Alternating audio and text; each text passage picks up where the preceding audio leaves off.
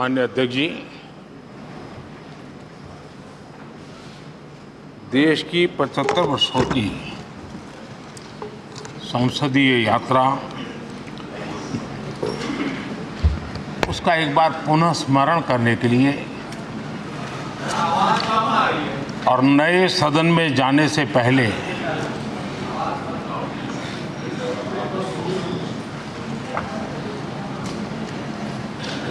उन प्रेरक पड़ाव को, इतिहास की महत्वपूर्ण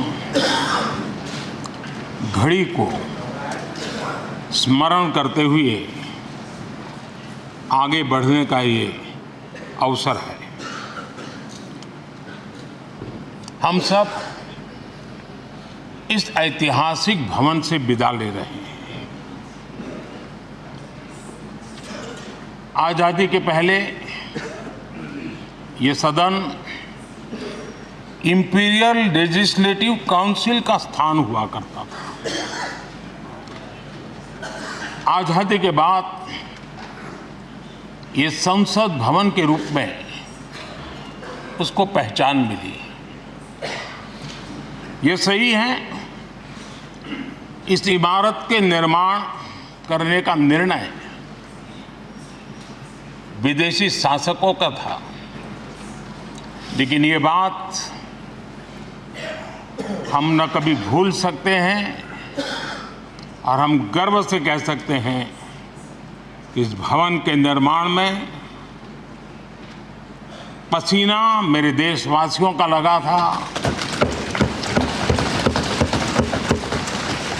परिश्रम मेरे देशवासियों का लगा था और पैसे भी मेरे देश के लोगों के।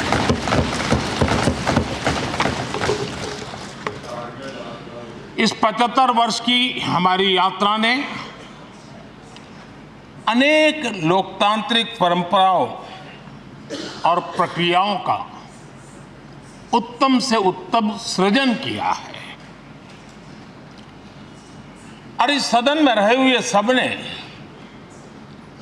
उसमें सक्रियता से योगदान भी दिया है और साक्षी भाव से उसको देखा भी है। हम भले नए भवन में जाएंगे, लेकिन पुराना भवन भी, ये भवन भी आने वाली पीढ़ियों को हमेशा हमेशा प्रेरणा देता रहेगा।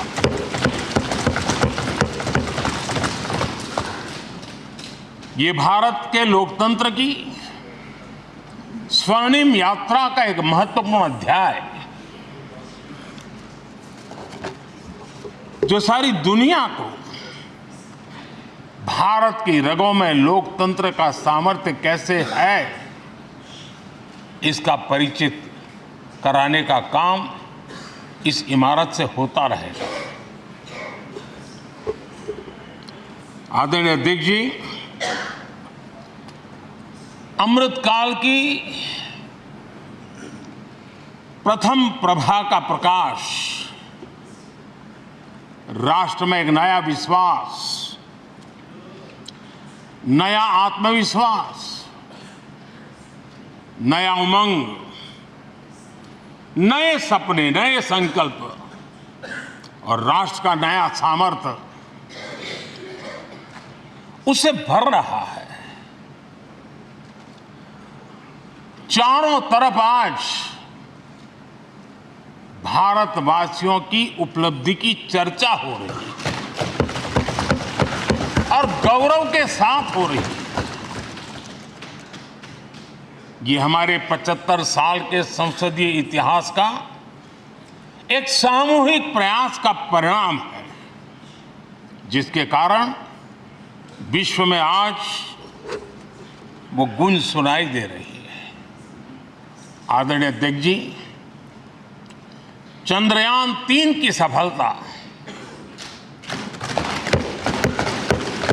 न सिर्फ पूरा भारत, पूरा देश अभिभूत है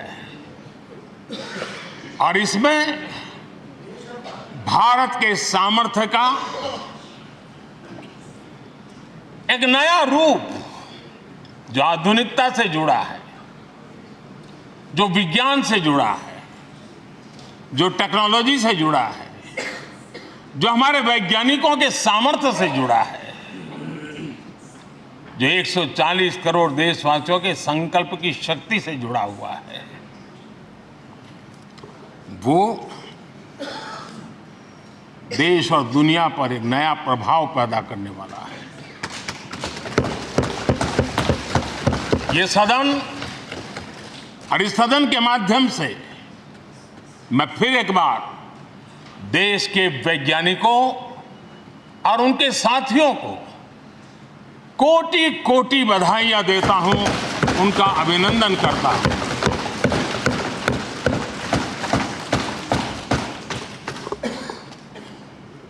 आदरणीय अध्यक्ष जी,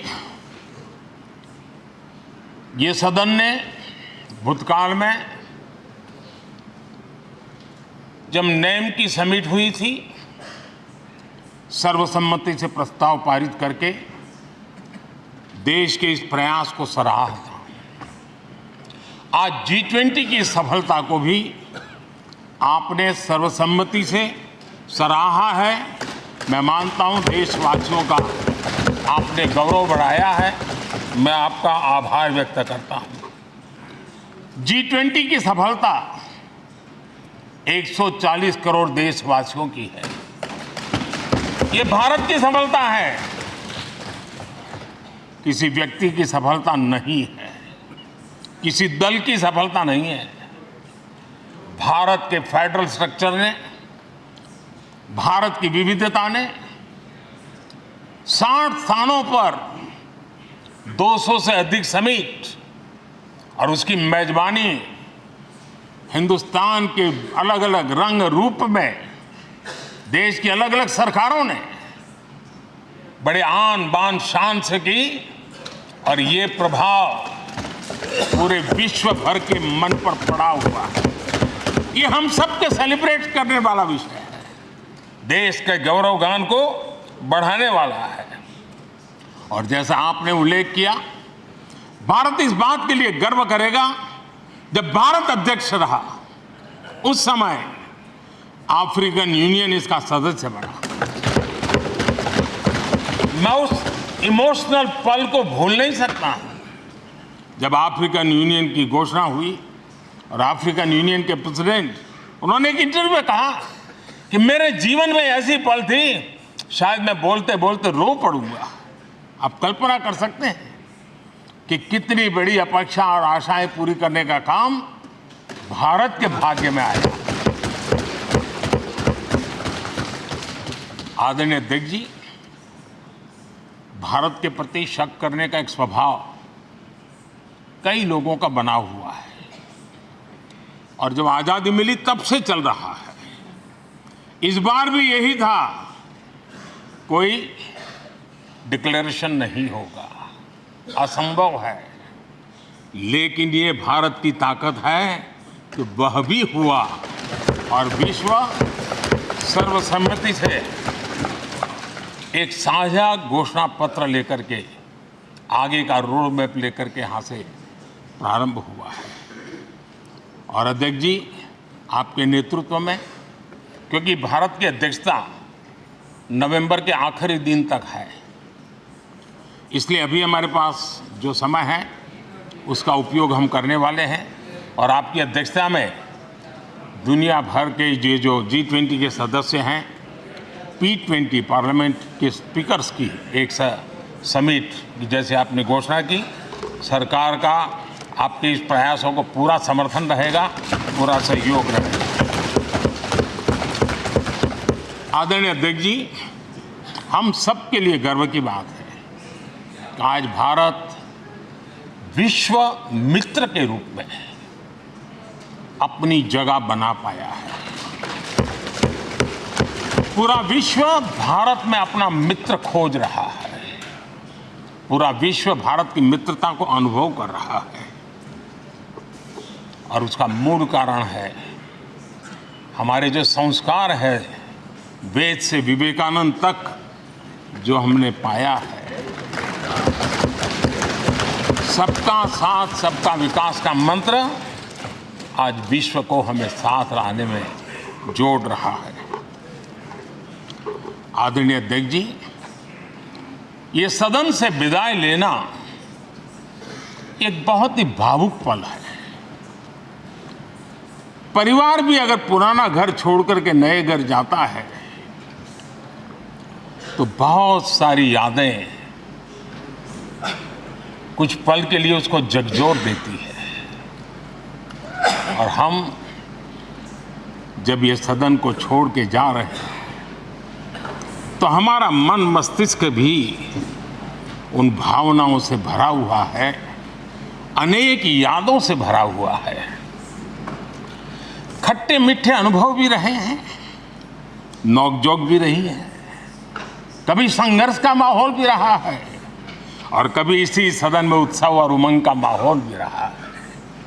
ये सारी स्मृतियां हमारे साथ हम सबकी साझी स्मृतियां हैं, ये हम सबकी साझी विरासत है और इसलिए इसका गौरव भी हम सबका साझा है।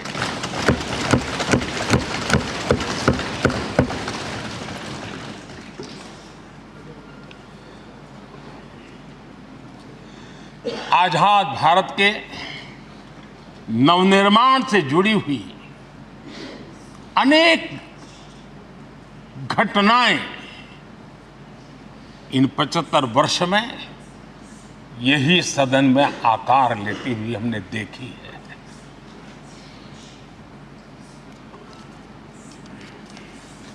आज हम जब इस सदन को छोड़ करके नए सदन की ओर प्रस्थान करने वाले हैं,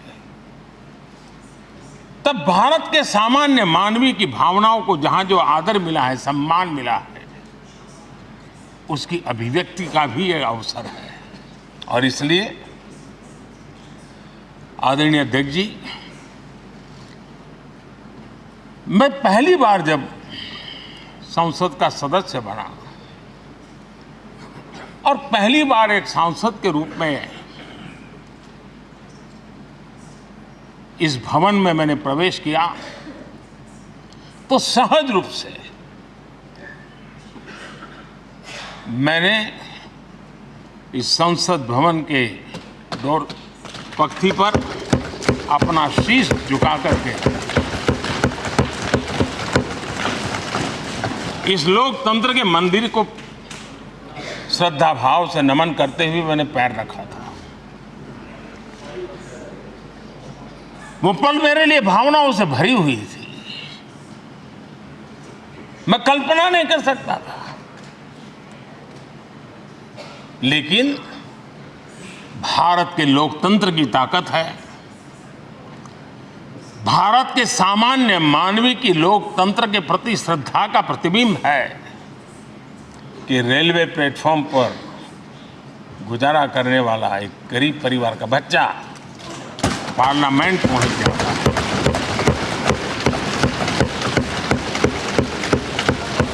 मैंने कभी कल्पना तक नहीं की कि देश मुझे इतना सम्मान देगा, इतना आशीर्वाद देगा, इतना प्यार देगा। सोचा नहीं था अध्यक्ष जी। आदरणीय अध्यक्ष जी, हम में से बहुत लोग हैं जो संसद भवन के अंदर जो चीज़ें लिखी गई उसको पढ़ते भी रहते हैं, कभी कभी उसका उल्लेख भी करते हैं। हमारे यहाँ संसद भवन के प्रवेश द्वार पर एक छांदोग्य उपनिषद का एक वाक्य है, लोक द्वारम करके पूरा वाक्य है। उसका मतलब ये होता है कि जनता के लिए दरवाजे खोलिए और देखिए कि कैसे वो अपने अधिकारों को प्राप्त करती है। हमारे ऋषि मुनियों ने ये लिखा हुआ है, हमारे प्रवेश द्वार पर लिखा हुआ है। हम सब और हमारे पहले जो यहाँ रहे हैं वो भी इस सत्यता के साक्षी है। आदरणीय अध्यक्ष जी, समय रहते जैसे जैसे वक्त बदलता गया, ये हमारे सदन की संरचना भी निरंतर बदलती रही है और अधिक समावेशी बनती गई है। समाज के हर वर्ग का प्रतिनिधि विविधताओं से भरा हुआ इस सदन में नजर आता है। अनेक भाषाएं हैं, अनेक बोलियां, अनेक पहरवेश हैं, अनेक खान-पान है। सदन के अंदर सब कुछ है और समाज के सभी तबके के लोग, चाहे वो सामाजिक रचना के हो, चाहे आर्थिक रचना के हो, चाहे गांव या शहर के हो, एक प्रकार से पूर्ण रूप से समावेशी वातावरण सदन में पूरी ताकत के साथ जन सामान्य की इच्छा आकांक्षाओं को प्रकट करता रहा है। दलित हो, पीड़ित हो, आदिवासी हो, पिछड़े हो, महिलाएं हो, हर एक का धीरे धीरे धीरे योगदान बढ़ता चला गया है। आदरणीय अध्यक्ष जी, प्रारंभ में महिलाओं की सदस्य संख्या कम थी, लेकिन धीरे धीरे माताओं बहनों ने भी इस सदन की गरिमा को बढ़ाया है। इस सदन के गरिमा में बहुत बड़ा बदलाव लाने में उनका योगदान रहा है। आदरणीय अध्यक्ष जी, प्रारंभ से अब तक एक मोटा हिसाब लगाता था, करीब 7,500 से अधिक जनप्रतिनिधि दोनों सदनों में मिलाकर के योगदान दे चुके हैं। इतने सालों में 7,500 से करीब ज्यादा। इस कालखंड में करीब 600 महिला सांसदों ने भी इस सदन की गरिमा को बढ़ाया है, दोनों सदन की। और आदरणीय अध्यक्ष जी, आप जानते हैं कि इस सदन में आदरणीय इंद्रजीत गुप्ता जी 43 ईयर, अगर मेरी गलती नहीं हो तो 43 ईयर इस सदन में लंबा समय बैठ करके इस सदन के साक्षी बनने का उनको सौभाग्य मिला। और यही सदन है आदरणीय अध्यक्ष जी, जहां शकीकुर रहमान जी 93 की एज में भी सदन में अपना योगदान देते रहे, जबकि उनकी उम्र 93। और आदरणीय अध्यक्ष जी, ये भारत के लोकतंत्र की ताकत है कि 25 साल की उम्र की चंद्रमणि मुर्मू इस सदन की सदस्य बनी थी। सिर्फ 25 साल की उम्र की, सबसे छोटी उम्र की सदस्य बनी थी।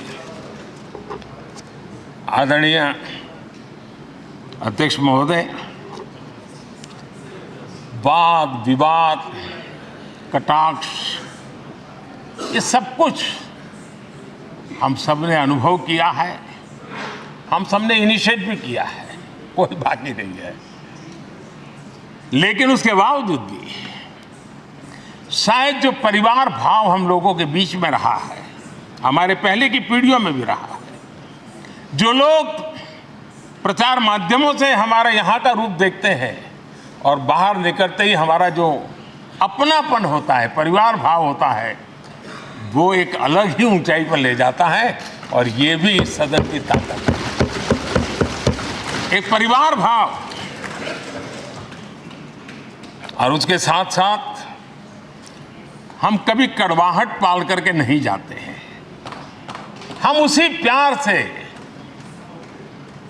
सदन छोड़ने के कई वर्षों के बाद भी मिल जाए तो भी उस प्यार को कभी भूलते नहीं हैं, उस स्नेह भरे याद दिनों को भूलते नहीं हैं। वो मैं अनुभव कर सकता हूँ। आदरणीय अध्यक्ष जी, हमारे पहले भी और वर्तमान भी हमने कई बार देखा है कि अनेक संकटों के बावजूद भी, अनेक असुविधाओं के बावजूद भी सांसद सदन में आए हैं और उन्होंने शारीरिक पीड़ा भी असह्य हो तो भी सदन में एक सांसद के रूप में जनप्रतिनिधि के रूप में अपना कर्तव्य निभाया है। ऐसी अनेक घटनाएं आज हमारे सामने हैं। गंभीर गंभीर बीमारियों के बावजूद भी कोई व्हीलचेयर में आना पड़ा, किसी को डॉक्टरों को बाहर खड़े रख करके अंदर आना पड़ता था, लेकिन सभी सांसदों ने कभी न कभी इस प्रकार से अपनी भूमिका निभाई। कोरोना काल हमारे सामने उदाहरण है। हर परिवार में रहता था कहीं बाहर जाए तो मौत को बुलावा न दे दे, उसके बावजूद भी हमारे माननीय सांसद दोनों सदन में कोरोना काल के इस संकट की घड़ी में भी सदन में आए, अपना कर्तव्य निभाया। हमने राष्ट्र का काम रुकने नहीं दिया। आवश्यकता पड़ी, डिस्टेंस रखना भी था और बार बार टेस्टिंग भी करना पड़ता था। सदन में आते थे लेकिन मास्क पहनना पड़ता था। बैठने की रचना भी अलग अलग की, समय भी बदले गए। हर चीज के साथ राष्ट्र का काम रुकना नहीं चाहिए, इस भाव से सभी सदस्यों ने इस सदन को अपने कर्तव्य का महत्वपूर्ण अंग माना, संसद को चलाए रखा। और मैंने देखा है कि इस सदन से इतना लगाव लोगों का रहता है कि पहले कभी हम देखते थे कोई 30 साल पहले सांसद रहा होगा, कोई 35 साल पहले रहा होगा, लेकिन वो सेंट्रल हॉल तो जरूर आएगा। जैसे मंदिर जाने की आदत होती है वैसे उनको सदन में आने की आदत है। इस जगह का लगाव बन जाता है, एक आत्मीय भाव से जुड़ाव हो जाता है। और ऐसे बहुत से पुराने लोग हैं जो आते जाते भी मन करता है जरा चलो एक चक्कर काट ले। आज उनका जनप्रतिनिधि के नाते दायित्व तो नहीं है, लेकिन भूमि के प्रति उनका लगाव हो जाता है। ये सामर्थ्य होता है इस सदन का। आदरणीय अध्यक्ष महोदय, आजादी के बाद बहुत बड़े बड़े विद्वान लोगों ने बहुत आशंकाएं व्यक्त की थी, पता नहीं देश का क्या होगा, चल पाएगा कि नहीं चल पाएगा, एक रहेगा कि बिखर जाएगा, लोकतंत्र बना रहेगा नहीं, 50। लेकिन इस देश की संसद की ताकत है कि पूरे विश्व को गलत सिद्ध कर दिया और ये राष्ट्र पूरे सामर्थ्य के साथ आगे बढ़ता रहा। और इस विश्वास से कि हम भले आशंकाएं होंगी, घने काले बादल होंगे, लेकिन सफलता प्राप्त करते रहेंगे। और ये हम सब लोगों ने, हमारी पुरानी पीढ़ियों ने मिलकर के इस काम को करके दिखाया है। इसका गौरवगान करने का ये अवसर है। आदरणीय अध्यक्ष जी, इसी भवन में 2 साल 11 महीने तक संविधान सभा की बैठकें हुई और उसने देश के लिए एक मार्गदर्शक जो आज भी हमें चलाता है, हमारे संविधान दिया। और 26 नवंबर 1949 को जो संविधान हमें मिला वो 26 जनवरी 1950 को लागू हुआ। इन 75 वर्षों में सबसे बड़ा जो अचीवमेंट है वो ये है कि देश के सामान्य मानवी का इस संसद पर विश्वास बढ़ता ही गया है। और लोकतंत्र की सबसे बड़ी ताकत यही है कि इस महान संस्था के प्रति, इस महान इंस्टीट्यूशन के प्रति, इस व्यवस्था के प्रति उनका विश्वास अटूट रहे, विश्वास उनका बना रहे। इन 75 वर्षों में हमारी संसद ने जन भावनाओं की अभिव्यक्ति का भवन भी बना दिया। यहाँ जन भावनाओं की पुरजोश अभिव्यक्ति और हम देखते हैं राजेंद्र बाबू से लेकर डॉक्टर कलाम, रामनाथ जी कोविंद और अभी द्रौपदी मुर्मू जी, इन सब के संबोधन का लाभ हमारे सदनों को मिला है, उनका मार्गदर्शन मिला है। आदरणीय अध्यक्ष जी, पंडित नेहरू जी, शास्त्री जी, वहां से लेकर के अटल जी, मनमोहन सिंह जी तक एक बहुत बड़ी श्रृंखला जिसने इस सदन का नेतृत्व किया है और सदन के माध्यम से देश को दिशा दी है, देश को नए रंग रूप में ढालने के लिए उन्होंने परिश्रम किया है, पुरुषार्थ किया है। आज उन सब का गौरवगान करने का भी अवसर है। आदरणीय अध्यक्ष जी, सरदार वल्लभ भाई पटेल, लोहिया जी, चंद्रशेखर जी, आडवाणी जी, न जाने अनगिनत नाम जिन्होंने हमारे इस सदन को समृद्ध करने में, चर्चाओं को समृद्ध करने के लिए, देश के सामान्य से सामान्य व्यक्ति की आवाज को ताकत देने का काम इस सदन में किया है। विश्व के भी अनेक राष्ट्राध्यक्षों ने हमारे इन सदनों को संबोधित करने का भी अवसर आए हैं और उनकी बातों में भी भारत के लोकतंत्र के प्रति आदर का भाव व्यक्त हुआ है। आदरणीय अध्यक्ष जी, उमंग उत्साह के पल के बीच भी कभी सदन की आंख से आंसू भी बहे। ये सदन दर्द से भर गया जब देश को 3 अपने प्रधानमंत्री उनको अपने कार्यकाल में ही खोने की नौबत आई, नेहरू जी, शास्त्री जी और इंदिरा जी। तब ये सदन अश्रुभीनी आंखों से उन्हें विदाई दे रहा था। आदरणीय अध्यक्ष जी, अनेक चुनौतियों के बावजूद भी हर स्पीकर ने, हर सभापति ने बेहतरीन तरीके से दोनों सदनों को सुचारू रूप से चलाया है और अपने कार्यकाल में उन्होंने जो निर्णय किए हैं वो निर्णय मावलंकर जी से काल से शुरू हुए हो या सुमित्रा जी के कालखंड के हो या बिरला जी के, आज भी उन निर्णयों को रेफरेंस पॉइंट माना जाता है।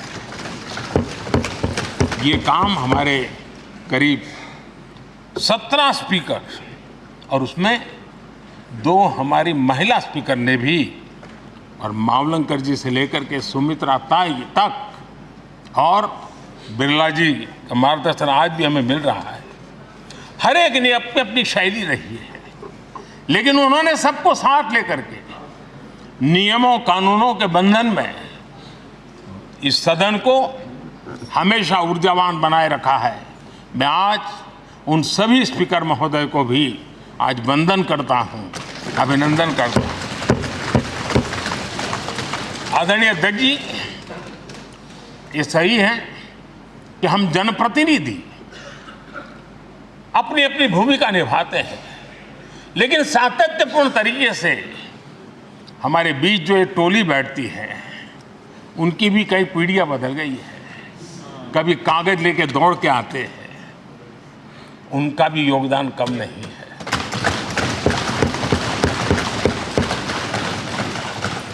हमें कागज पत्र पहुंचाने के लिए दौड़ते हैं, सदन में कोई गलती ना हो जाए, उसके निर्णय में कोई गलत ना हो जाए, उसके लिए वो चौकन्ने रहते हैं।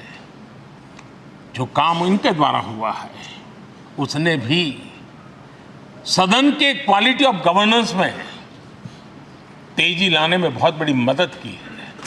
मैं उन सभी साथियों का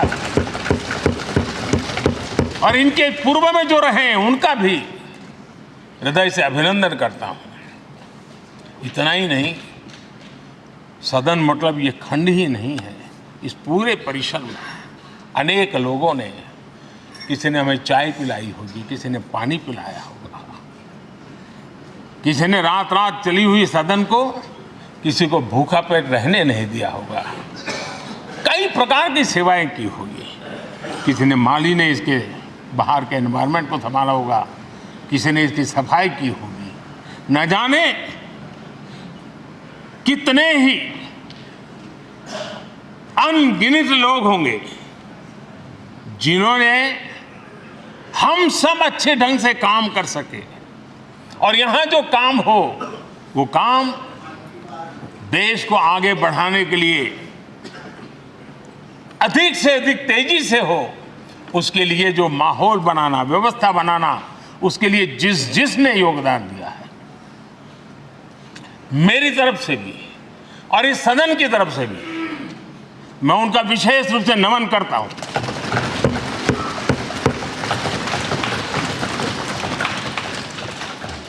आदरणीय अध्यक्ष जी, लोकतंत्र का एक सदन, आतंकी हमला हुआ, पूरे विश्व में यह आतंकी हमला एक इमारत पर नहीं था, ये मदर ऑफ डेमोक्रेसी एक प्रकार से हमारी जीवात्मा पर यह हमला था। ये देश उस घटना को कभी भूल नहीं सकता है, लेकिन आतंकियों से लड़ते लड़ते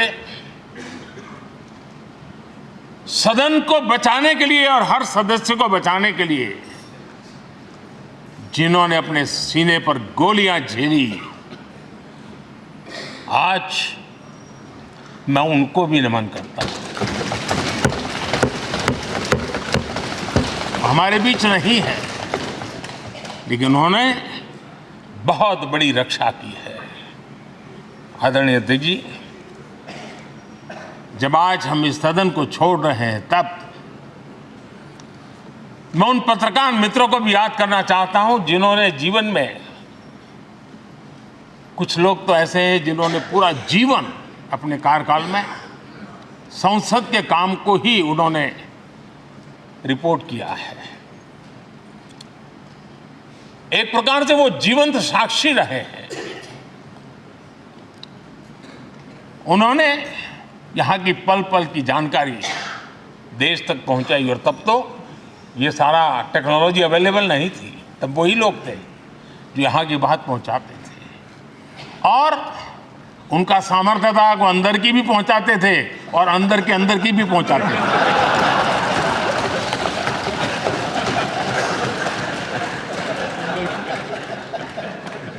और मैंने देखा कि ऐसे पत्रकारिता जिन्होंने संसद को कवर किया, शायद उनके नाम जाने नहीं जाते होंगे, लेकिन उनके काम को कोई भूल नहीं सकता है। और खबरों को लिए नहीं, भारत की इस विकास यात्रा को संसद भवन से समझने के लिए उन्होंने अपनी शक्ति खपा दी थी।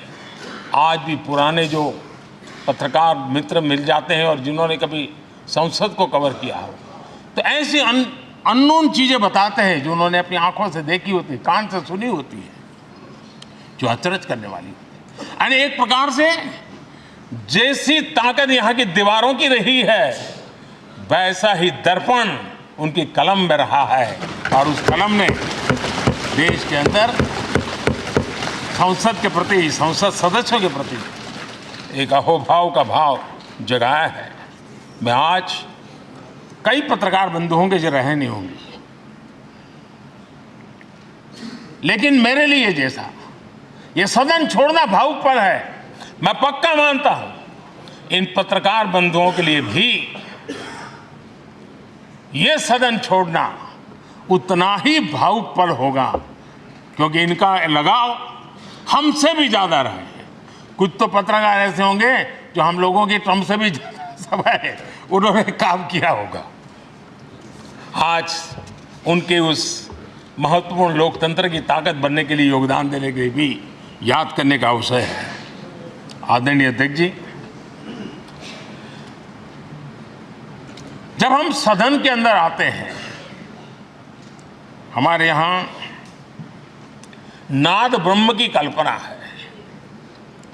हमारे शास्त्रों में माना गया है किसी एक स्थान पर अनेक बार एक ही लय में उच्चारण होता है तो वो तपोस्थली बन जाता है, उसके एक पॉजिटिव वाइब होते हैं।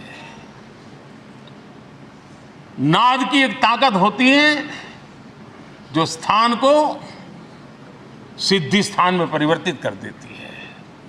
मैं मानता हूं ये सदन भी उस 7-7.5 हजार जनप्रतिनिधियों के द्वारा बार बार जो शब्द गूंजे हैं, जो वाणी यहां गूंजी है, उसने इस सदन में हम बैठकर आगे चर्चा करें या ना करें, लेकिन इसकी गूंज इसे तीर्थ क्षेत्र बना देती है।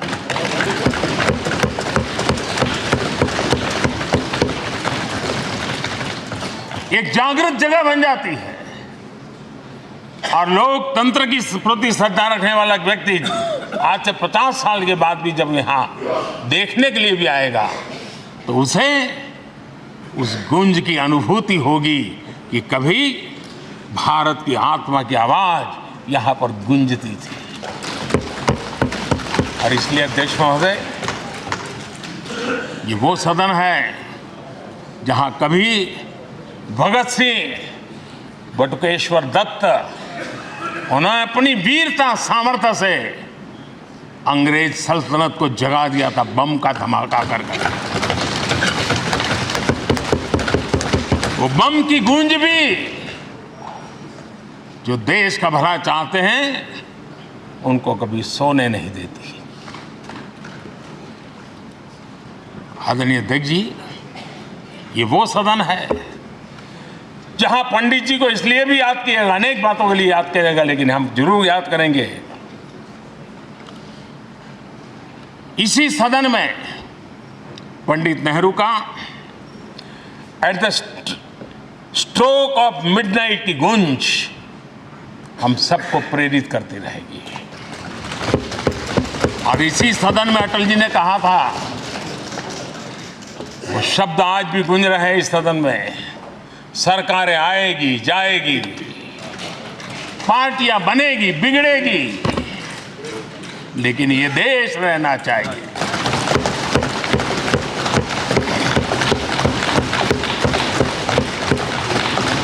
आदरणीय अध्यक्ष जी, पंडित नेहरू की जो प्रारंभिक मंत्री परिषद थी, बाबा साहब आम्बेडकर जी एक मंत्री के रूप में दुनिया की बेस्ट प्रैक्टिसेस भारत में लाने पर बहुत जोर दिया करते थे। फैक्ट्री कानून में अंतर्राष्ट्रीय सुझावों को शामिल करने पर बाबा साहब सर्वाधिक आग्रही रहे थे और उसका परिणाम आज देश को लाभ मिल रहा है। बाबा साहब आम्बेडकर ने देश को नेहरू जी की सरकार में वाटर पॉलिसी दी थी और उस वाटर पॉलिसी बनाने में बाबा साहब आम्बेडकर की बहुत बड़ी भूमिका रही थी। आदरणीय अध्यक्ष जी, हम ये जानते हैं कि भारत में बाबा साहब आम्बेडकर एक बात हमेशा कहते थे कि भारत में सामाजिक न्याय के लिए भारत का औद्योगिकरण होना बहुत जरूरी है, क्योंकि देश के दलित पिछड़ों के पास जमीन ही नहीं है, वो क्या करेगा? औद्योगिकरण होना चाहिए। और बाबा साहब इस बात को मान करके डॉक्टर श्यामा प्रसाद मुखर्जी, जो पंडित नेहरू के मंत्री थे, उन्होंने इस देश में और पहले वाणिज्य मंत्री के रूप में और उद्योग मंत्री के रूप में उन्होंने इंडस्ट्री पॉलिसी इस देश में लाई थी। आज भी कितनी ही इंडस्ट्री पॉलिसी बने, लेकिन उसकी आत्मा वही होती है जो पहली सरकार के थी और उनका भी बहुत बड़ा अहम योगदान रहा था। आदरणीय अध्यक्ष जी, लाल बहादुर शास्त्री जी ने 65 के युद्ध में हमारे देश के जवानों में का हौसला बुलंद करना, उनके सामर्थ्य के लिए को पूरी तरह राष्ट्र हित में झोंक देने की प्रेरणा इसी सदन में से दी थी लाल बहादुर शास्त्री का। और यहीं पर उन्होंने ग्रीन रिवॉल्यूशन के लिए एक मजबूत नींव लाल बहादुर शास्त्री जी ने रखी थी। आदरणीय अध्यक्ष जी, बांग्लादेश की मुक्ति का आंदोलन और उसका समर्थन भी इसी सदन ने इंदिरा गांधी के नेतृत्व में किया था। इसी सदन ने इमरजेंसी में लोकतंत्र पर होता हुआ हमला भी देखा था और इसी सदन ने भारत के लोगों की ताकत को एहसास कराते हुए मजबूत लोकतंत्र की वापसी भी इसी सदन ने देखी थी। वो राष्ट्रीय संकल्प भी देखा था, ये सामर्थ्य भी देखा था। आदरणीय अध्यक्ष जी, ये सदन इस बात का हमेशा ऋणी रहेगा क्योंकि इसी सदन में हमारे पूर्व प्रधानमंत्री चरण सिंह जी ने ग्रामीण मंत्रालय का गठन किया था, रूरल डेवलपमेंट मिनिस्ट्री। इसी सदन में मतदान की उम्र 21 से 18 करने का निर्णय हुआ था और देश की युवा पीढ़ी को इसका योगदान देने के लिए प्रेरित किया गया है, उत्साहित किया गया था। हमारे देश ने गठबंधनों की सरकारें देखी, पीपी सिंह जी हो, चंद्रशेखर जी, और बाद में एक सिलसिला चला। लंबे अरसे से एक दिशा में देश जा रहा था, आर्थिक नीतियों के बोझ तले देश दबा हुआ था, लेकिन नरसिम्हा राव की सरकार थी जिन्होंने हिम्मत के साथ पुरानी आर्थिक नीतियों को छोड़ करके नई राह पकड़ने का फैसला किया था, जिसके आज देश को परिणाम मिल रहे हैं। अटल बिहारी वाजपेयी जी का सरकार भी हमने इसी सदन ने देखी। सर्व शिक्षा अभियान देश में आज वो महत्वपूर्ण बन गया है। आदिवासी कार्यालय मंत्रालय अटल जी ने बनाया, नॉर्थ ईस्ट का मंत्रालय अटल जी ने बनाया। न्यूक्लियर टेस्ट भारत के सामर्थ्य का परिचायक बन गया। और इसी सदन में मनमोहन जी की सरकार कैश फॉर वोट को भी, उस कांड को भी सदन ने देखा है। आदरणीय अध्यक्ष जी, सबका साथ सबका विकास का मंत्र, अनेक ऐतिहासिक निर्णय, दशकों से लंबित विषय, उनका स्थायी समाधान भी इसी सदन में हुआ। आर्टिकल 370, ये सदन हमेशा हमेशा गर्व के साथ कहेगा कि सदन के कारण one nation one tax, one nation one tax, GST का निर्णय भी इसी सदन ने किया। One rank one pension, OROP, ये भी इसी सदन ने देखा। गरीबों के लिए 10% आरक्षण कोई विवाद के बिना पहली बार देश में करने में सफल लगे। आदरणीय अध्यक्ष जी, भारत के लोकतंत्र में तमाम उतार चढ़ाव हमने देखे हैं और ये सदन लोकतंत्र की ताकत है, लोकतंत्र की ताकत की साक्षी है, जन विश्वास का एक केंद्र बिंदु रहा है। इस सदन की विशेषता देखिए और दुनिया के लोगों को आज भी अचरज होता है। यह सदन है जिसमें कभी 4 सांसद वाली पार्टी सत्ता में होती थी और 100 सदस्य वाली पार्टी विपक्ष में बैठती थी। ये भी सामर्थ्य इस सदन के लोकतंत्र की ताकत का परिचय कराता है। और यही सदन है जिसमें एक वोट से अटल जी की सरकार गई थी और लोकतंत्र की गरिमा को बढ़ाया था। ये भी इसी सदन में हुआ। आज अनेक छोटी छोटी रीजनल पार्टियों का प्रतिनिधित्व हमारे देश की विविधता को, हमारे देश के एस्पिरेशंस का एक प्रकार से वो आकर्षक केंद्र बिंदु बना है। आदरणीय अध्यक्ष जी, इस देश में 2 प्रधानमंत्री ऐसे रहे, मोरारजी भाई, वीपी सिंह। एक प्रकार से कांग्रेस में जीवन खपाया था, लेकिन एंटी कांग्रेस गवर्नमेंट का नेतृत्व कर रहे थे। ये भी इसकी विशेषता थी। और हमारे नरसिम्हा राव जी, वो तो बिस्तरा गोल करके घर जाने की तैयारी कर रहे थे, निवृत्ति की घोषणा कर चुके थे, लेकिन यही लोकतंत्र की ताकत देखिए, सदन की ताकत देखिए, वो प्रधानमंत्री के रूप में 5 साल हमारी सेवा कर रहे हैं।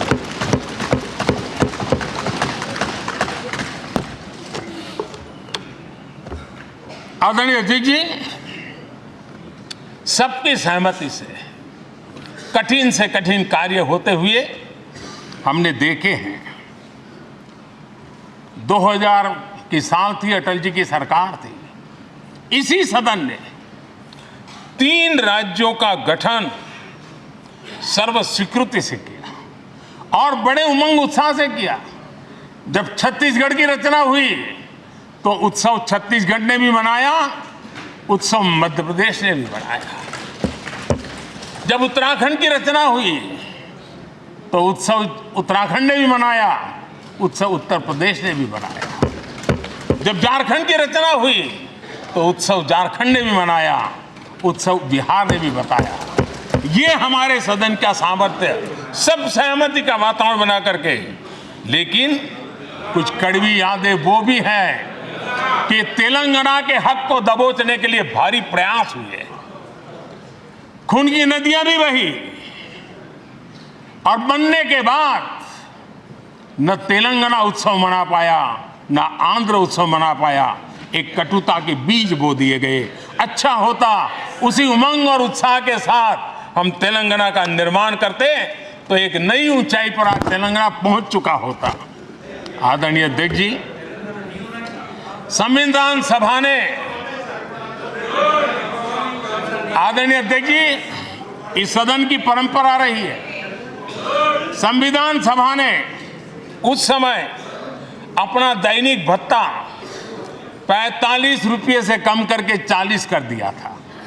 उनको लगा हमें इसको कम करना चाहिए।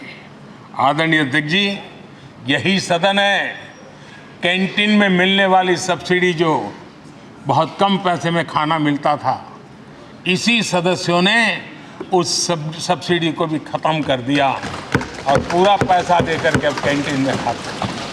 आदरणीय अध्यक्ष जी, कोरोना काल में जब जरूरत पड़ी तो यही सांसद जिन्होंने एमपी लेड फंड को छोड़ दिया और देश को इस संकट की घड़ी में मदद करने के लिए आगे आए।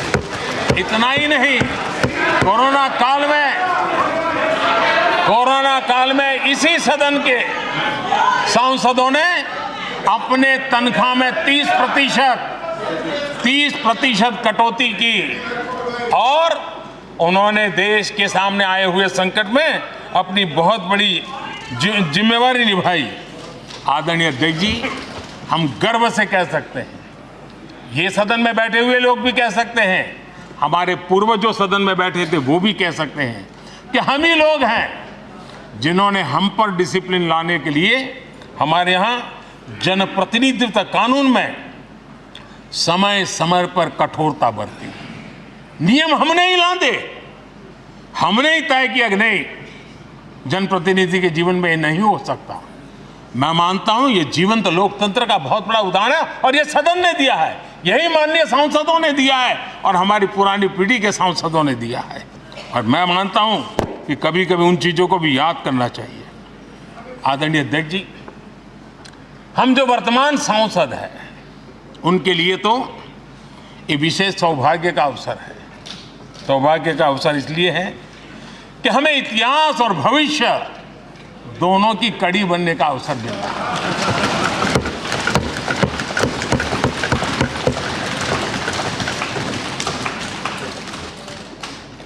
कल और आज से जुड़ने का हमें अवसर मिल रहा है और आने वाली कल निर्माण करने का एक नया विश्वास, नया उमंग, नए उत्साह के साथ हम यहां से विदाई लेने वाले हैं।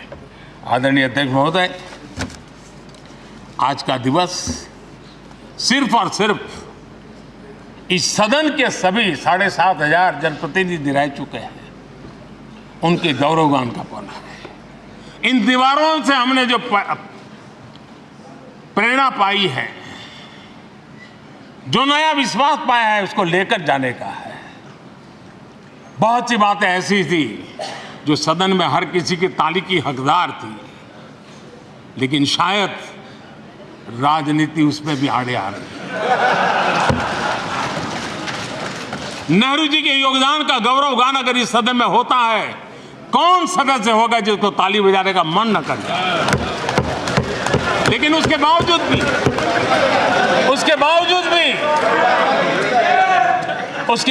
भी देश के लोकतंत्र के लिए बहुत जरूरी है हम सब ने अपने यहाँ सोच लें। आदरणीय अध्यक्ष जी, मुझे पूरा विश्वास है कि आपके मार्गदर्शन में और इस अनुभवी माननीय सांसदों के सामर्थ्य से हम नई संसद में जब जाएंगे तो नए विश्वास के साथ जाएंगे।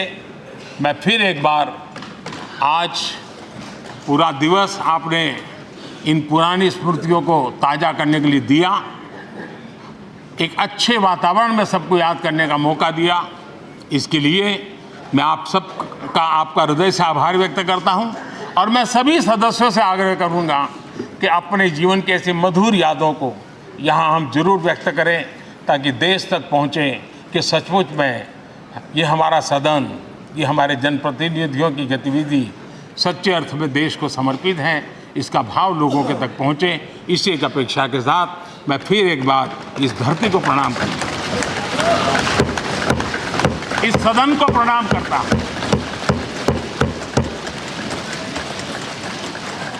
भारत के मंदिरों से बनी हुई हर एक दीवार के हर एक ईंटे को प्रणाम करता हूँ और पिछले 75 साल में भारत के लोकतंत्र को नया सामर्थ्य शक्ति देने वाले हर गुंज को, उस नाद ब्रह्म को नमन करते हुए मेरी वाणी को विराम कर देता हूँ। बहुत बहुत धन्यवाद। माननीय सदस्यगण, माननीय प्रधानमंत्री जी ने इस सदन की सीख, अनुभव, यहाँ की प्रेरणा, यहाँ की गूंज के बारे में व्यक्त किया है।